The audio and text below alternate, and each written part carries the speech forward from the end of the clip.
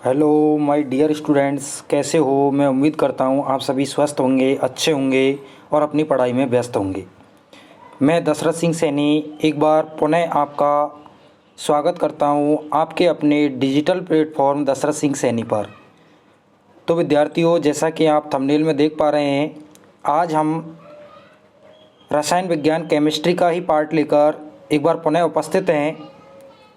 और जो कि आप थंबनेल में देख ही रहे हैं, आज हम बात करेंगे तत्व, यौगिक एवं पदार्थों की अवस्था परिवर्तन। तो विद्यार्थियों, मैं आपको बता देता हूँ कि हम पदार्थ क्या है, पदार्थ कैसे होते हैं, पदार्थ के प्रकार क्या हैं, पदार्थों की कौन कौन से गुण होते हैं, पदार्थ में क्या क्या चीज़ें हैं, उनके बारे में हम जो कल की क्लास थी यानी भाग 1 जो था रसायन विज्ञान का, उसके अंदर हम पढ़ चुके हैं। तो मैं उन विद्यार्थियों से ये कहना चाहूँगा जिन विद्यार्थियों ने केमिस्ट्री का यानी रसायन विज्ञान का पदार्थ वाला जो भाग 1 है वो अध्ययन नहीं किया है, तो पहले आप हमारे यूट्यूब चैनल की प्ले लिस्ट पर जाकर और वहाँ से उसका अध्ययन कर सकते हैं। क्लियर विद्यार्थियों, आगे हम उसी चैप्टर को आगे बढ़ाते हैं।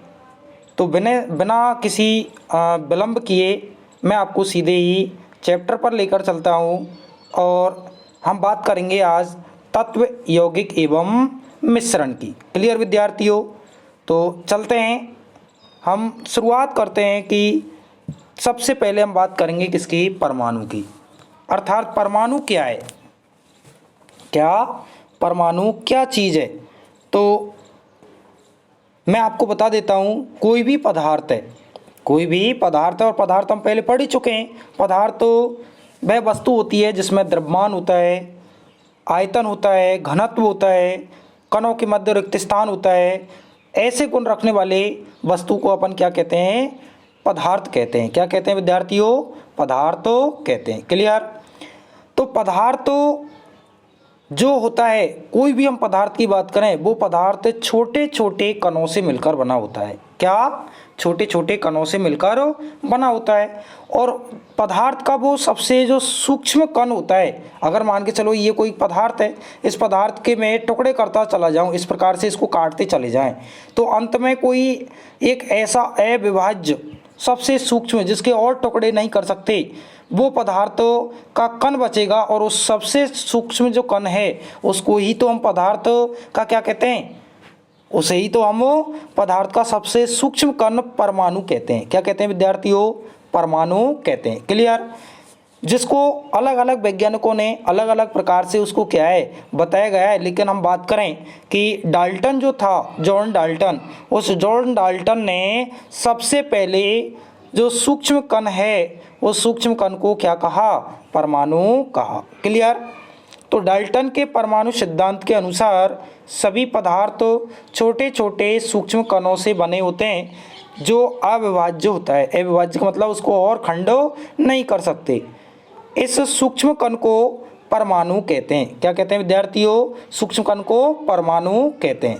अर्थात परमाणु पदार्थ की सबसे सूक्ष्मतम इकाई होती है। क्या होती है, सबसे सूक्ष्मतम इकाई होती है। या मैं अब ऐसे कह सकता हूँ कि परमाणु जो है वो दो या दो से अधिक परमाणु मिलकर या बहुत सारे परमाणु मिलकर किसका निर्माण करते हैं, किसी एक पदार्थ का निर्माण करते हैं। तो पदार्थ जो होता है उस पदार्थ में बहुत सारे छोटे छोटे क्या होते हैं, परमाणु होते हैं। क्लियर।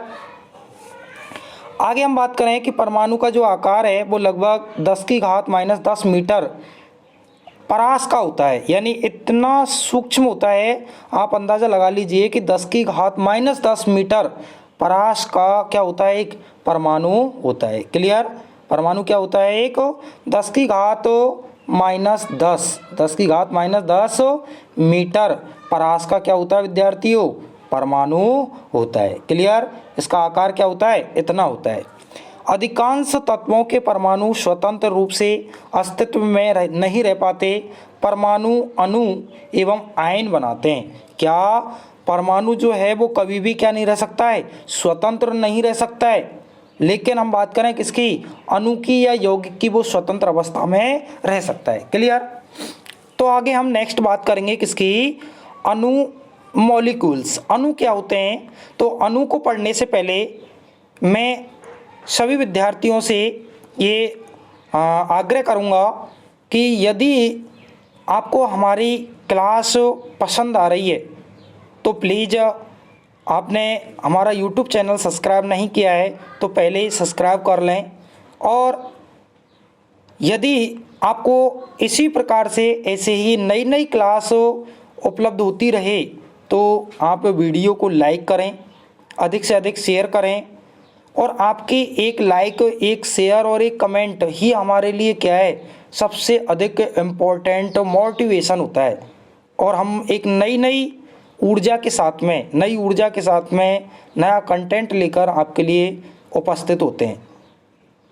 तो विद्यार्थियों, मैंने आपको बता दिया है, आपको समझ में भी आया होगा। क्लियर?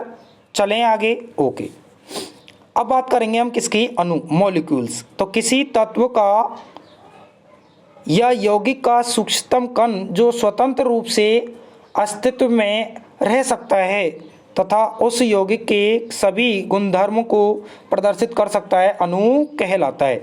जैसे नमक का अणु, फास्फोरस का अणु। क्लियर? और नमक का सूत्र आप सब जानते हैं। नमक का सूत्र मैं यहाँ लिख देता हूँ, NaCl। क्या? NaCl, जिसमें सोडियम और क्लोरीन क्या है, दो तत्व होते हैं और दो तत्व मिलकर किसका निर्माण करते हैं, नमक के अणु का निर्माण करते हैं, सोडियम क्लोराइड। क्लियर? अणु साधारणतः दो या दो से अधिक परमाणुओं का समूह है। अणु क्या है? दो या दो से अधिक परमाणुओं का समूह है जो आपस में रासायनिक बंधों के द्वारा जुड़ा होता है, जिन्हें सामान्यतः भौतिक विधियों के द्वारा पृथक नहीं किया जा सकता। यानी हम जो अणु है वो अणु दो या दो से अधिक परमाणुओं से मिलकर बन रहा है, लेकिन उसमें किसी भी प्रकार का कोई रासायनिक बंध नहीं होता है। क्या? हाँ, तो विद्यार्थियों, यहाँ ये जो थोड़ा सा थोड़ा सा अपन गलत बोल चुके हैं, तो मैं आपको दोबारा से बता देता हूँ अणु क्या है।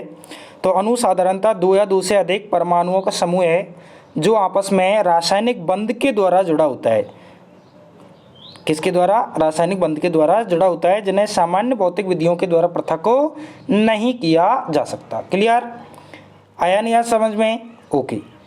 अगर किसी विद्यार्थी के मन में कोई भी किसी प्रकार का डाउट है तो वो कमेंट करके ज़रूर बताएं इसके लिए कि आपको क्या चीज़ समझ में नहीं आई है और हम आपके लिए क्या बेहतर कर सकते हैं। आपके सुझाव भी मैं आपसे मांगता हूं कि आप अपने कमेंट के द्वारा ये सुझाव दें कि और आपके लिए हम क्या बेहतर कर सकते हैं। क्लियर विद्यार्थियों? तो नेक्स्ट चलते हैं, आगे हम बात करेंगे और आगे वो है तत्व या एलिमेंट। किसकी बात करेंगे? तत्व या एलिमेंट। क्लियर? एक ही प्रकार के परमाणुओं के समूह को तत्व कहते हैं। क्या कहते हैं विद्यार्थियों? एक ही प्रकार के परमाणुओं के समूह को तत्व कहते हैं। जैसे सोना, चांदी, लोहा, गंधक आदि, ये सभी क्या हैं? तत्व हैं। लेकिन अगर हम बात करें वर्तमान में अब तक आधुनिक आवर्त सारणी में 118 तत्वों का क्या किया गया है? वर्गीकरण किया गया है। यानी 118 जो तत्व हैं उन 118 तत्वों को खोज लिया गया है और वो उनका वर्गीकरण कहाँ पर है? आधुनिक आवर्त सारणी के अंदर उसका क्या है? वर्णन है। क्लियर विद्यार्थियों?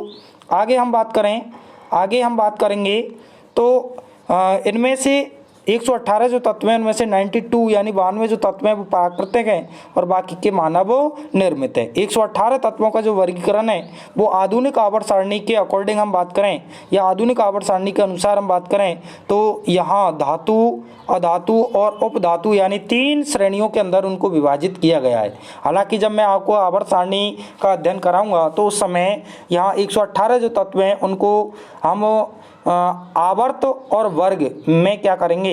विभाजित करेंगे। और आवर्त और वर्ग में भी जब विभाजित किया जाएगा तो वहाँ भी 118 तत्व हैं वो या तो धातु या अधातु या उपधातु के अंदर पड़ेंगे। क्लियर? किसी तत्व का एक अणु, एक परमाणु या एक से अधिक परमाणुओं से मिलकर बना होता है। जैसे ऑर्गन, हीलियम आदि अनेक तत्व के अणु उसी तत्व के केवल एक परमाणु द्वारा निर्मित होते हैं, जबकि ऑक्सीजन के दो प्रकार के अणु O2 एवं O3 होते हैं। क्या होते हैं विद्यार्थियों? यानी ऑक्सीजन के दो प्रकार के क्या होते हैं? अणु होते हैं। एक तो होता है O2 जिसे हम ऑक्सीजन कहते हैं, एक होता है O3 जिसे हम क्या कहते हैं? ओजोन कहते हैं, जो क्रमशः ऑक्सीजन के 2 परमाणु एवं ऑक्सीजन के 3 परमाणुओं से मिलकर बनते हैं। क्लियर?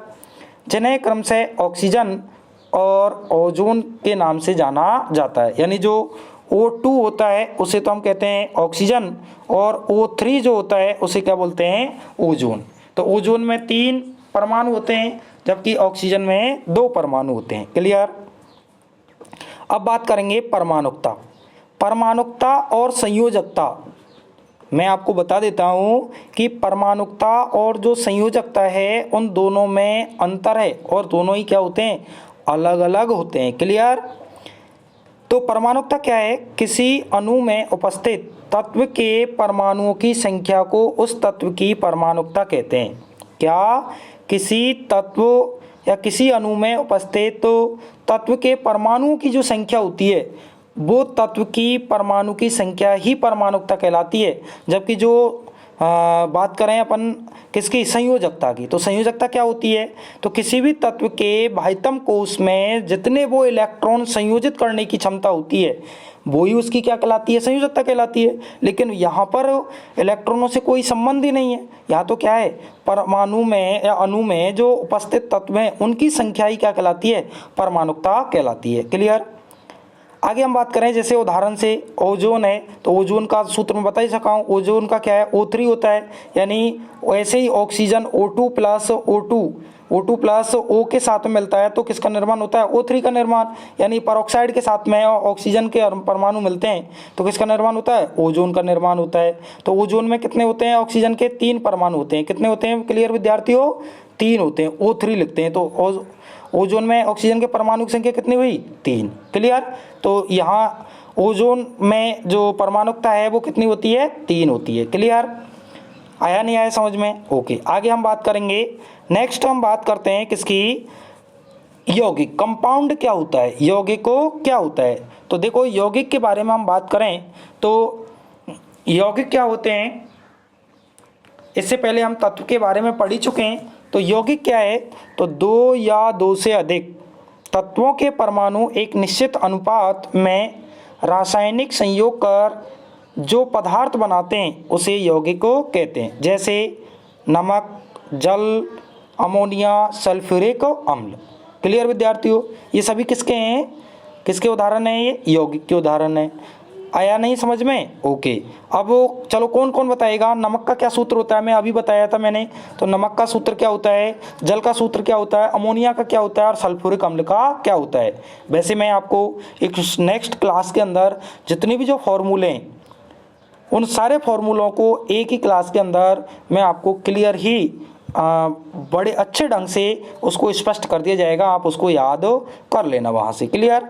तो मैं अब यहाँ नमक का सूत्र बता देता हूँ। चलो, नमक का जो सूत्र है मैं बता देता हूँ। नमक का सूत्र होता है NaCl। क्या होता है? NaCl। क्लियर? और जल का तो सभी जानते होंगे, H2O होता है। क्या होता है? H2O। अमोनिया का क्या होता है? NH3 होता है। क्या होता है? NH3। क्लियर? सल्फ्यूरिक अम्ल का H2SO4। क्या होता है? H2SO4। जो विद्यार्थी अपनी नोटबुक में इसको नोट कर रहे हैं, नोट्स बना रहे हैं, वो आसानी से इसको नोट कर सकते हैं। क्लियर? और मैं आपको ये सभी को ये बताना चाहूँगा कि आप अपने हाथ से वीडियो को पोज करके या स्क्रीनशॉट भी ले सकते हैं, पोज करके नोट्स बना सकते हैं। क्लियर? और अपने हाथ से नोट्स बनाकर और आपकी जो तैयारी है उसमें और चांद लगा सकते हैं। क्लियर? आगे बात करें, यौगिक का सूक्ष्मतम कण जो स्वतंत्र रह सकता है एवं जिसमें यौगिक के सारे गुण विद्यमान हों उसे यौगिक का अणु कहते हैं। जैसे जल का अणु सूत्र होता है H2, जो मैं आपको ऊपर बता चुका हूँ। क्लियर। इसके बाद में हम बात करेंगे मिश्रण। तो दो या दो से अधिक तत्व एवं यौगिक को अनिश्चित मात्रा में मिलाने से बने पदार्थ को मिश्रणों कहते हैं। इनमें अवयवों के मध्य कोई रासायनिक बंध नहीं होता है, अतः इन्हें आसान भौतिक विधियों द्वारा पृथक किया जा सकता है। मिश्रण दो प्रकार के होते हैं। पहला होता है समांगी मिश्रण और दूसरा होता है विषमांगी मिश्रण। तो मिश्रण क्या होता है? दो या दो से अधिक तत्व या यौगिक के कोई निश्चित या अनिश्चित अनुपात में मिला देते हैं तो बनने वाला पदार्थ क्या कहलाएगा? मिश्रण कहलाएगा।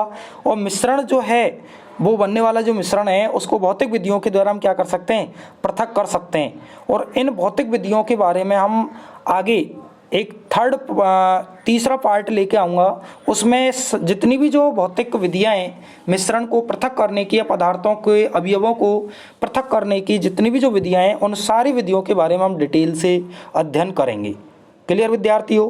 तो बने रहिएगा हमारे यूट्यूब चैनल पर, जिससे कि आपको लगातार एक के बाद एक जुड़ी हुई क्लास आपको प्रोवाइड होती रहे और आपको अच्छे से उसको अध्ययन करने में, समझने में आसानी रहे। क्लियर विद्यार्थियों? चलें आगे। नेक्स्ट हम बात करेंगे कि समांगी मिश्रण और विषमांगी मिश्रण क्या होता है। तो हम बात करें पहले समांगी मिश्रण। तो ऐसा मिश्रण जिसमें सभी अवयव एक ही अवस्था एवं प्रवस्था में होते हैं उसे समांगी मिश्रणों कहते हैं। जैसे वायु और विलयन, ये क्या है? समांगी मिश्रण का उदाहरण है। क्लियर विद्यार्थियों? आगे हम बात करें विषमांगी मिश्रणों क्या होता है। आगे हम बात करेंगे कि विषमांगी मिश्रणों है क्या है। ऐसा मिश्रण जिसमें सभी अवयव भिन्न भिन्न अवस्था एवं प्रवस्था में होते हैं उसे विषमांगी मिश्रणों कहते हैं। जैसे दूध, बादल, धुआं आदि, ये सभी क्या हैं? विषमांगी मिश्रण का उदाहरण है। क्लियर विद्यार्थियों? ओके, हाँ जी, आगे चलें। तो आ गया होगा समझ में समांगी मिश्रण और विषमांगी मिश्रण क्या है। क्लियर? आगे हम बात करेंगे और वो है पदार्थों की अवस्था परिवर्तन। यानी पदार्थ हम पहले पढ़ ही चुके हैं। मैं आपको शुरुआत में बता चुका हूँ कि पदार्थ क्या होते हैं, पदार्थ के गुण क्या हैं, उन सारी चीज़ों के बारे में अपन बात कर सकें। और पदार्थ की अवस्थाओं के बारे में भी मैं आपको बता चुका हूँ। एक बार पुनः बता देता हूँ कि पदार्थ की मुख्यतः 3 होती हैं, बाकी का हम 5 पढ़ते हैं, जिसमें ठोस, द्रव और गैस। क्लियर विद्यार्थियों? तो जैसे ये हमारे पास ये पदार्थ है, तो पदार्थों को भौतिक वर्गीकरण के आधार पर और रासायनिक वर्गीकरण के आधार पर हम देखें तो भौतिक वर्गीकरण के आधार पर ठोस, द्रव और गैस, जिनके बारे में मैं आपको पहला जो पार्ट है जो आपको प्लेलिस्ट में मिल जाएगा उसमें हम पढ़ चुके हैं। क्लियर विद्यार्थियों? रासायनिक वर्गीकरण की हम बात करें तो रासायनिक जो वर्गीकरण है उसके आधार पर भी हम अध्ययन कर चुके हैं, जिसमें मैं आपको बता चुका हूं कि शुद्ध पदार्थ क्या होता है और अशुद्ध पदार्थ क्या होता है। क्लियर? तो यहाँ पर रासायनिक वर्गीकरण के आधार पर शुद्ध पदार्थ और मिश्रण, जो मिश्रण में आपको इसी वीडियो के अंदर पहले हम पढ़ चुके हैं, जिसमें समांगी मिश्रण और विषमांगी मिश्रण के बारे में पढ़ लिया है। क्लियर विद्यार्थियों? शुद्ध पदार्थ में तत्व होता है और यौगिक होता है। तत्व धात्विक होते हैं और अधात्विक होते हैं, जो मैं आपको बता ही चुका हूँ। तत्व धात्विक का मतलब धातु और अधातु मतलब अधातु। यौगिक कार्बनिक होते हैं, ऑर्गेनिक, और एक होते हैं इनऑर्गेनिक यानी अकार्बनिक यौगिक। क्लियर विद्यार्थियों? तो ये क्या है? यहाँ पर पदार्थ का वर्गीकरण है। अब बात करें हम पदार्थ की अवस्थाओं की, तो ठोस, द्रव, गैस हम पढ़ चुके हैं, लेकिन इनमें अवस्थाओं में परिवर्तन कैसे होता है। तो अवस्था परिवर्तन में ताप और दाब का मुख्यतः क्या होता है? महत्वपूर्ण भूमिका होती है। यानी जब हम किसी पदार्थ का ताप और दाब बढ़ाते हैं तो वो अपनी मूल अवस्था में परिवर्तन कर लेता है। और वो किस प्रकार से होता है? तो देखो, जैसे मान के चलो ये यहाँ पर क्या है? ठोस। ये क्या है? ठोस। और इस ठोस को अगर हम क्या देते हैं, इस ठोस का क्या बढ़ाते हैं हम? ताप बढ़ाते हैं। क्या करते हैं विद्यार्थियों? ठोस का क्या बढ़ाते हैं? ताप बढ़ाते हैं। तो ठोस का जैसे ही हम ताप बढ़ाएंगे तो ये ठोस क्या है? गलने लगेगा। ठोस क्या होगा? गलने लगेगा। और ठोस जब गलने लगेगा तो उस अवस्था को हम क्या कहेंगे? गलन की अवस्था। क्या कहेंगे उसको, गलन की अवस्था।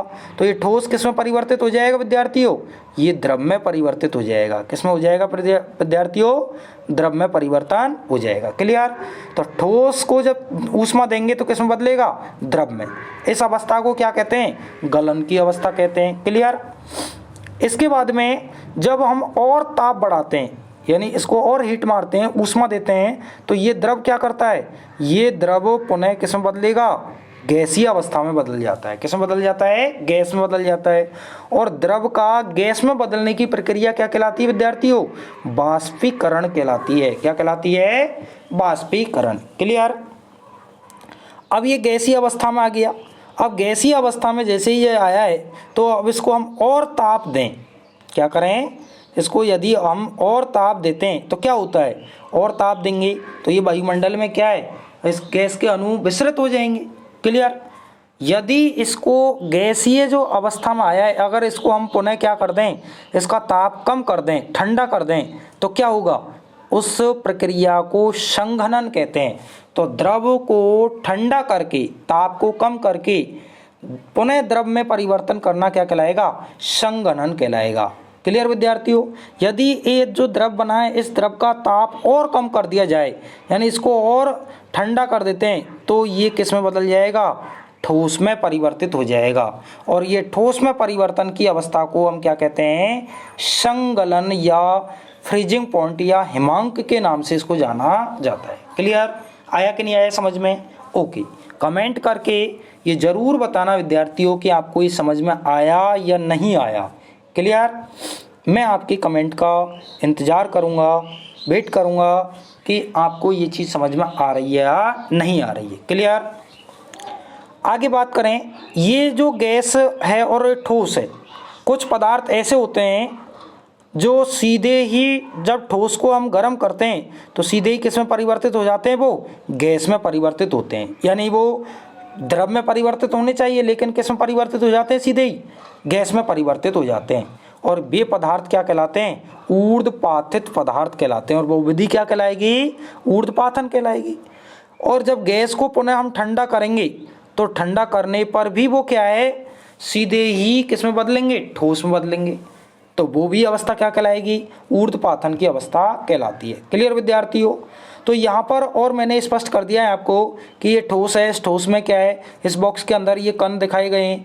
क्यों, यहाँ पर क्या है, दृढ़ आकर्षण बल है, और यहाँ पर ये द्रव है, तो द्रव में क्या है, ये कण और दूर दूर हो गए, क्योंकि यहाँ पर थोड़ी सी गतिशीलता आ जाती है। और जैसी गतिशीलता आएगी तो ये क्या है, कण दूर दूर हो जाएंगे, गैस में और भी दूर दूर हो जाएंगे। ठीक है। तो ये आकर्षण बल के आधार पर और ऊर्जा के आधार पर इसकी स्थिति स्पष्ट हो जाती है। क्लियर।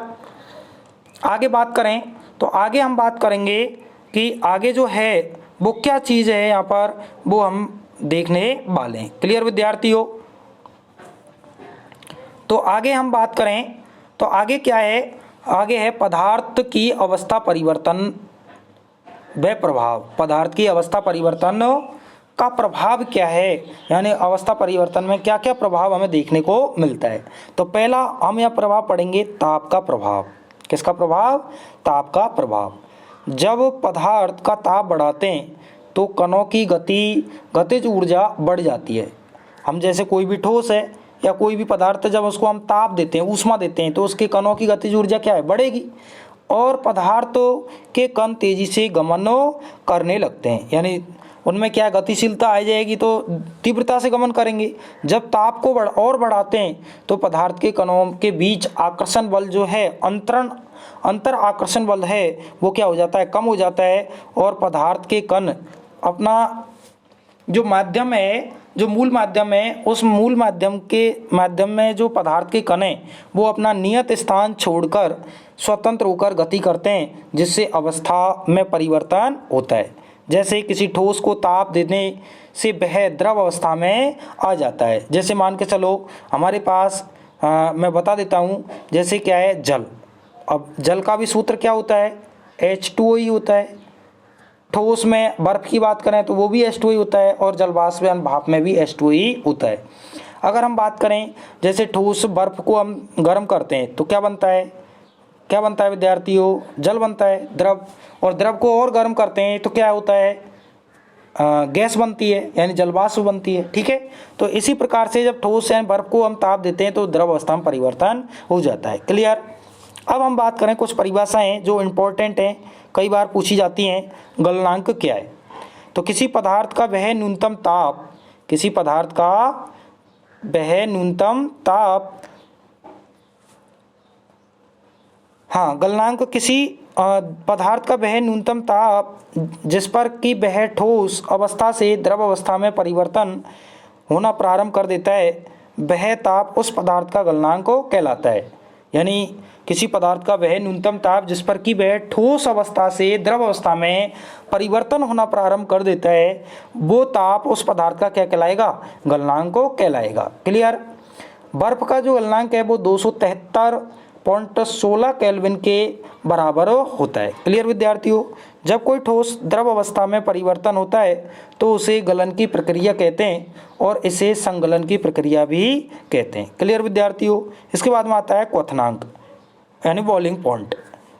गलनांक क्या होता है? मेल्टिंग पॉइंट, और ये होता है बॉइलिंग पॉइंट, क्वथनांक। क्लियर। द्रव को ताप देने पर कणों, ये कानों नहीं है, ये क्या है? कणों है, ये टाइपिंग मिस्टेक है, कणों। क्लियर।